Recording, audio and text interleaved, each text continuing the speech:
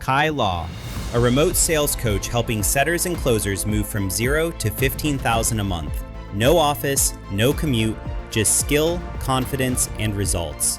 Kai has sold at the top level, built teams globally, and shows people how to land remote sales roles fast, even in an AI-driven world. If you want income, freedom, and a career built on human connection, this episode is for you.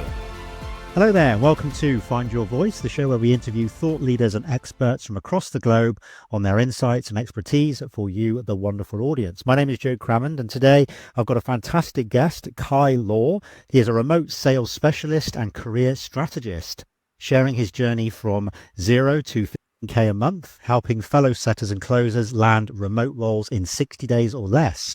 Sounds fantastic, Kai. Tell us, thank you for joining us and tell us a bit about yourself. Cool. Well, thank you for having me, Joe. So I live here in Singapore. I've joined the high ticket space full-time since May of this year, and I've been full-time since. What I've found is that there's a bit of a gap in the market in terms of, there's lots of people that can train you in terms of sales, but in terms of helping you get jobs, that has been something that has been a bit of a gap that I've seen.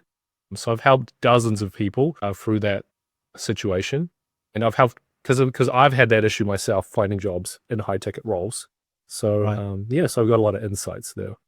That's fantastic. And I understand your background is you've been in phone sales, telesales a little bit in the past. Is that right? I noticed on your yeah. So I feel a bit dated talking about it, but back in university days, that was a job that I had. I think for 5 years, I was selling the New Zealand Herald. So it's New Zealand's largest newspaper. And for a long period of time, I was the top salesperson for the company. So in a weird way, I was probably the top newspaper salesperson in the country. So at some point, we had a team of 20 people. And I made up 20% of the sales, just myself. That's great. Yeah. Fantastic. Yeah. So recently, who have you helped and what kind of insights can you share on what you're finding within the job market these days and the way things are going? Because obviously at the moment, AI is something that's worrying a lot of people. And unfortunately, there's a lot of job losses from, the new kind of AI systems going into businesses. Middle management are struggling and concerning them. What are you finding is a disruption and what's kind of looking positive for 2026 within sales? I think it's really hard for AI to replace sales, right? Because there's such an emotional connection, especially in a high ticket where you're paying for things that are very expensive. Right? We're looking at $5,000 to $10,000 in terms of investment. So the way we do it is generally over a Zoom call or a phone call, right?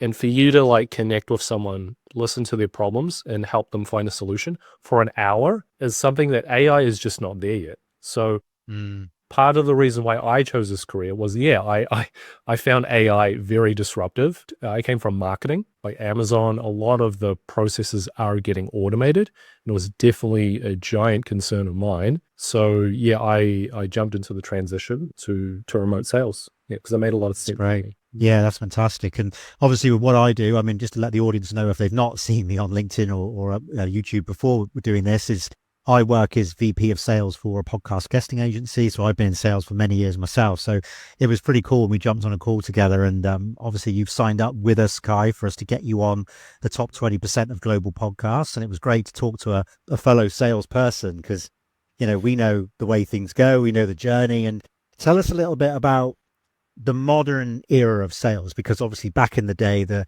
used car salesman strategies just don't work so much these days. People are quite wise to that kind of pushy sales. So how would you say would be the more modern approach to look at the sales process? Yeah, well, the way I look at it now, it is more face-to-face. It's done virtually, right? So that has been the big revolution these days. When I came in, I wondered myself, does my sales background that I had before, does it translate through Zoom, so that was a general concern. I think nowadays it's all about authenticity, right? You really have to believe in what you sell.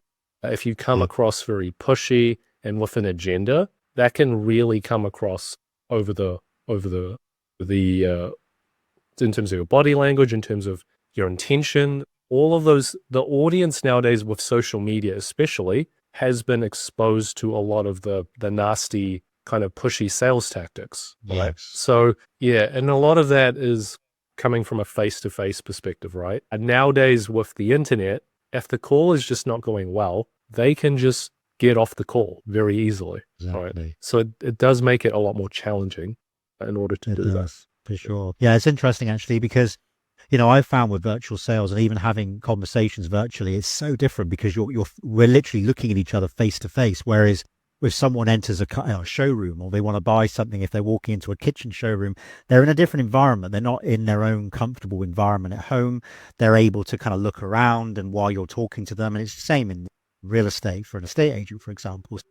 It is a very different kind of sales approach because you are literally face to face and presenting on a screen the opportunity or the proposal for that person. So that's very, very, very good point you say there about the differences as well in technology and how we should approach the trust factor with having these conversations for sure. So tell us a little bit about what got you into the remote work, because I understand you're Muay Thai. You were doing Muay Thai in Thailand, is that correct? So you're a bit of a fighter. Yeah. So I've been working remotely for over a decade now. I feel really old saying that. So I was working at that job at the Herald. So because I made up 20% of sales, I helped leverage getting a job upstairs. So I was able to sell the advertising as well. So I was working 2 jobs at the same time, 8 a.m. to 8 p.m.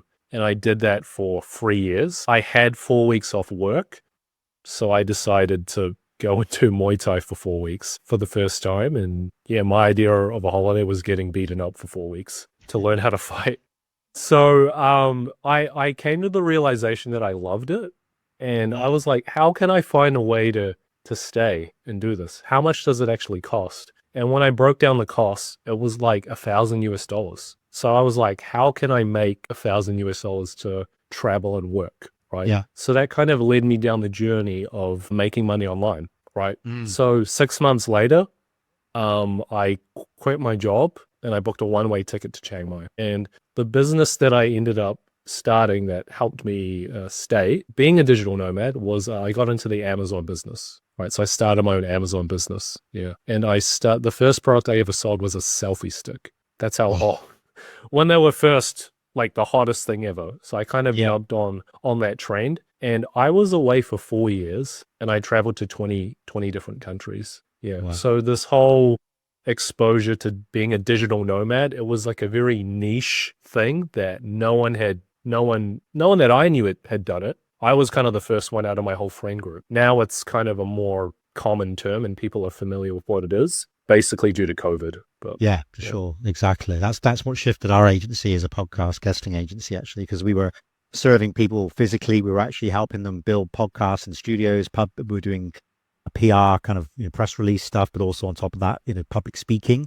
So when the restrictions came in, we shifted more into the guesting model and went online more. So it's interesting we should say that. So with the Amazon stuff, then tell us a little bit about that. So you did that for 4 years. Was that pretty consistent and kind of a good growth? Yeah, with Amazon at the time when I was doing it, it was just so easy to do it. Now there is just so much more complexity, and it costs a lot more money to get into it because it is so competitive. I think the main thing that shifted is that the factories themselves are now competing against you. Whereas when I was starting, the factories just produced the goods. They weren't looking at marketing products of their own. But once they saw that they could take out the middleman, which was us, they started hiring Westerners, hiring talent, and their talent improved too. And once that gap was reduced, they just went full on into it. Right? And they have an army of people in China, and I'm just a one-man band. So eventually, the margins for my products that I had, my Amazon business slowly, it didn't make sense anymore financially to keep it going. Yeah. So I moved into doing on the agency side and consulting side of things. Yeah. So before I jumped into remote sales, I was working as a team leader in an Amazon marketing agency. So I was managing about 20 clients at the time. I had 10 team members all over the world. And we were managing some clients doing multi-million dollars per year. So big accounts. Fantastic. So people who are listening to us and probably maybe a bit envious because they're stuck in a 9 to 5 or they're in a factory and doing, and they're really thinking, what, I'd love to be able to have the freedom to work remotely. what would you suggest would be the first steps they should take? Say if they've got a little bit of computer experience, would you say look at the sales stuff, or would you say look at building a technical skill, online? What would you suggest? Yeah, so if anyone is looking to transition remotely and they want to start a business for themselves one day, start with sales, right? A business doesn't start until a sale is made. And sales will help you in every facet of your life, right? Whether it's dating, whether it's convincing someone to go to a restaurant for the day, whether it's starting an event. There's so many aspects of your life that you need to sell your ideas. So the better that you're able to do it, just the more effective you are going to be as a human being, right? And since I've gotten into sales again, from a personal development perspective, it just forces you to develop as a person. You grow. You're forced to grow. In order to get good, in order to get better at it, you have to keep improving in order to be effective in it. That's right, consistency. And also, interestingly, with what we promote with the podcast guesting is the storytelling aspect. And of course, storytelling helps a lot within sales because, you're building rapport. You might talk about, for example, if I jump on a call with someone, I can tell them my recent travels because I've been applying for a visa for Thailand. I've had to go to Vietnam, and I'm now in Kuala Lumpur in Malaysia. And, we've both got similarities with our travel experiences. And I think those stories and that rapport is really important in sales. That's part of building the trust with the prospect. So for sure, the more that people can start learning that and just practicing it, having those conversations, because many people are glued to their phones now. They're not building the social skills they used to. We're similar age. I think I'm a bit older than you, but, obviously when I was younger, the mobiles were the Nokia 3310s and stuff. The green screens didn't have that. You weren't glued to it all day. So you were still having to communicate with people a lot more. So that does make a big difference for sure. So tell us about how, if someone wanted to get into sales, where would they start when it comes to your programs and what you offer? So for me specifically, I would say pursue some level of sales training, right? Go look into it. Just see if it's for you first, right? Whether you like it or not. I think one of the thing with a lot of these training programs though is they really do sell the dream a lot. Like you can go work on a beach in Bali, work 3-4 hours a day and make $10,000, right? A lot of them are marketing towards that. When you first start, that's not really the reality. You are starting off appointment setting. So it's kind of good because you're not doing any face-to-face selling. It's all just done over the phone.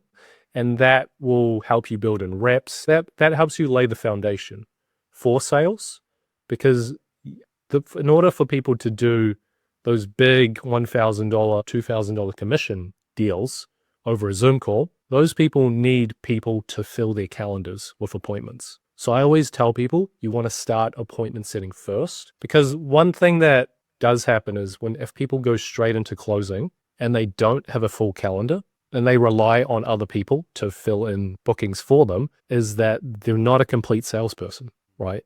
They can't go and fill up their own calendar. They can't generate money unless someone else helps them do it, right? And that makes you very vulnerable in terms of the fluctuations in terms of money and commissions. If you only have 2 booked calls for the day and they get canceled and you just do nothing, then it limits your income. Yeah. So I tell people you want to have a pretty balanced approach to it. So if you are the people that are very successful, that are making that 20 to 30K a month, 50% of their calendar is inbound. So stuff that's booked in for them. And the other 50% is outbound, right? So they go and set their own calls. They do referrals. They do upsells. They follow up with people that didn't buy before, and re-engage them and try and get them to buy again. Those are the people that are making the type of money that the 30 to 40K and beyond. Very good advice. What would you say is like a handful of the industries that people should be looking at to get into sales, like high ticket? What would you say are the kind of best at the moment, or things for 2026 that are going to be kind of trending for good salespeople? I think fitness is always going to be there. Like everyone still needs to lose weight, but I would say be open to selling anything. It is basically all of the same thing. People have a problem. If the problem is painful enough, you can guide them to a solution. Yeah. Right. It is basically the same sales process, right? It's just whether or not I get, because when I jumped into it, I'll sell anything, right? I'm confident I can sell anything, right? That will make you versatile, because certain roles are going to do well at a certain point. Like maybe like crypto or Amazon FBA was very hot during a certain period. And then some people were just so specialized in that one area. And then that industry tanks and they have to go to another industry, right? Yeah. But if you have that mindset of like, I can sell anything, it will enable you to be bulletproof. So any good offer that you can get in on, you know, you can confidently perform right away. So that's my mindset when it comes to what's selling. And yeah, For sure. That's good advice. Personally, from my advice as well, coming from a kind of background similar to that, is also, I would say for people to create their own presentations, even just try and sell to family and friends is a bit of a role play exercise. So if they've got a presentation, they can do a Zoom, they can have a chat to their mate and say, you know, this is the offer they've got, and just gets them used to walking through a presentation on the screen. I think that would help a lot as well. So then when they're actually in a role, they're a bit more familiar with the format and how to structure the conversation as well. So that's what I would say on that one. Yeah, this is interesting stuff, Kai. So where do people learn more about you? Because obviously you're someone who can really guide them into the higher ticket sales roles. So where would people discover more about what you're... Yeah, so my website is coachkaiconsulting.com. So I help two types of people in particular. So if you are a professional salesperson, maybe you're in real estate, maybe you're in car sales, maybe you're in SaaS, right? And you are looking to transition into a career done remotely, right? So you can work and travel. That's a big appeal, right? So you don't have to do the commute every day, the normal 9 to 5, right? Yep. So so people like that, but have done a little bit of sales training. So those people, in terms of that, I can help frame their experience, what they do, and then help you get the best shot of getting an interview. So for me, some of the results I've had is a Loom video is a very common way. So it's a video cover letter that's very common when applying for remote sales positions. It's a 60 to 90 second pitch, who you are and why you are a good fit for a particular role, right? A lot of people struggle to do that. I coined the term Loom anxiety, right? So there's a job and it says Loom, 60 to 90 seconds. And people just panic.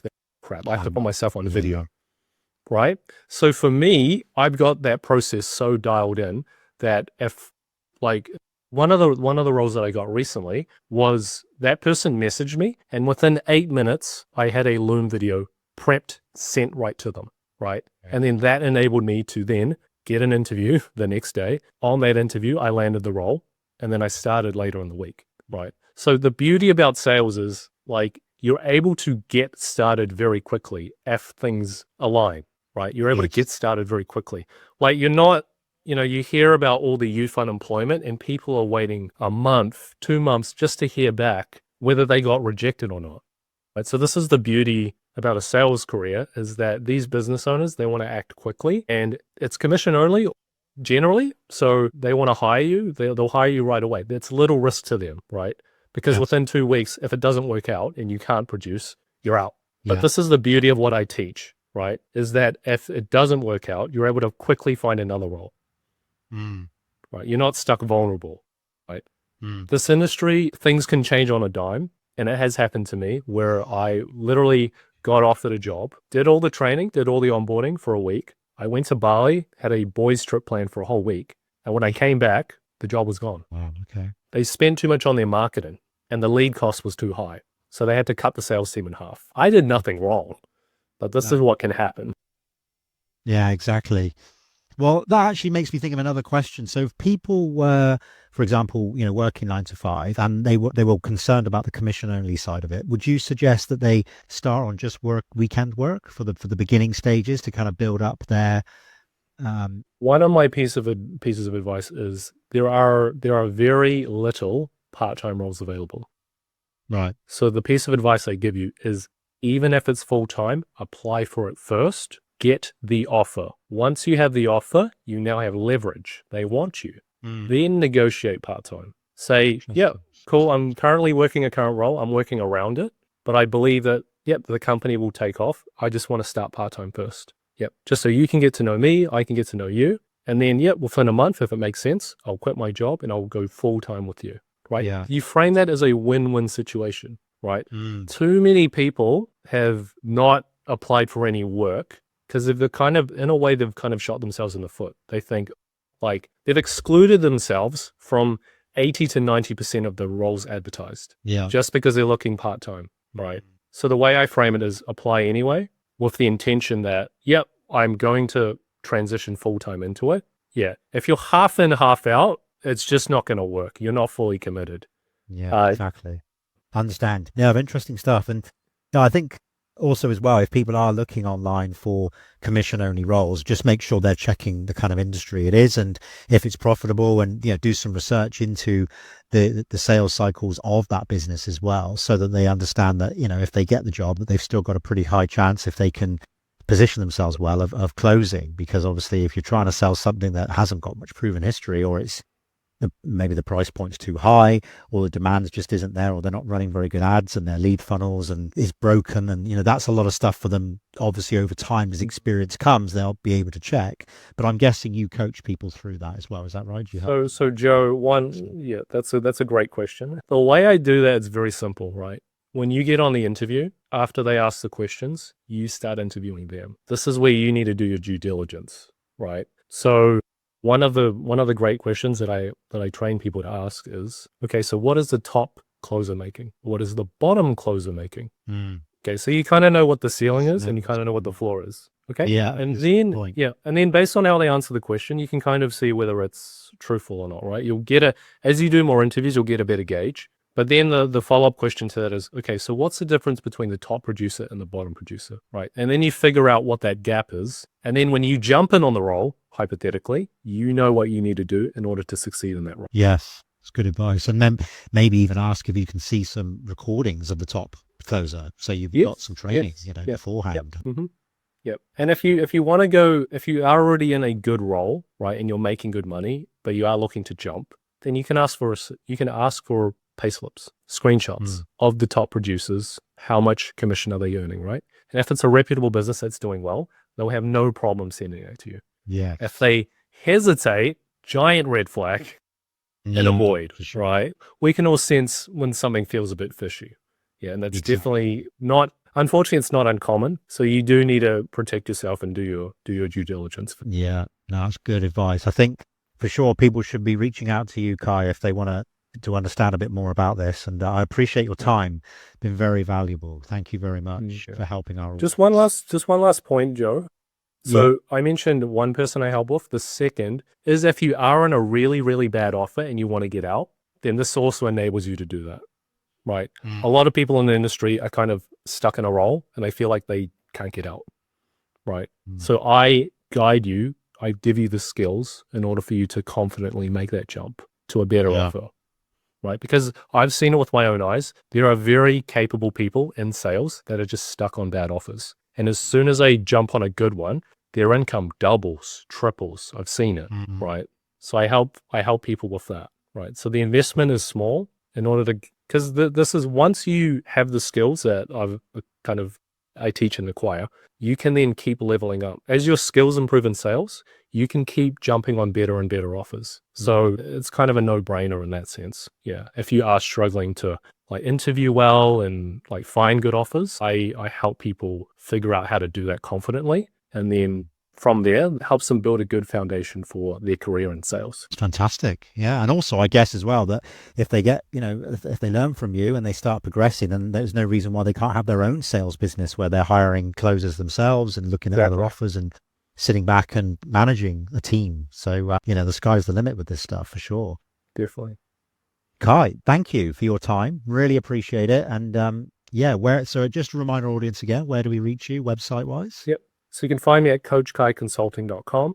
I post daily on my LinkedIn and also on Facebook as well. So you can find me there. And thanks for having me, Joe. Thank you very much, Kai. Appreciate it. Thank you everyone for listening. And until next time, goodbye. Thank you. Take care.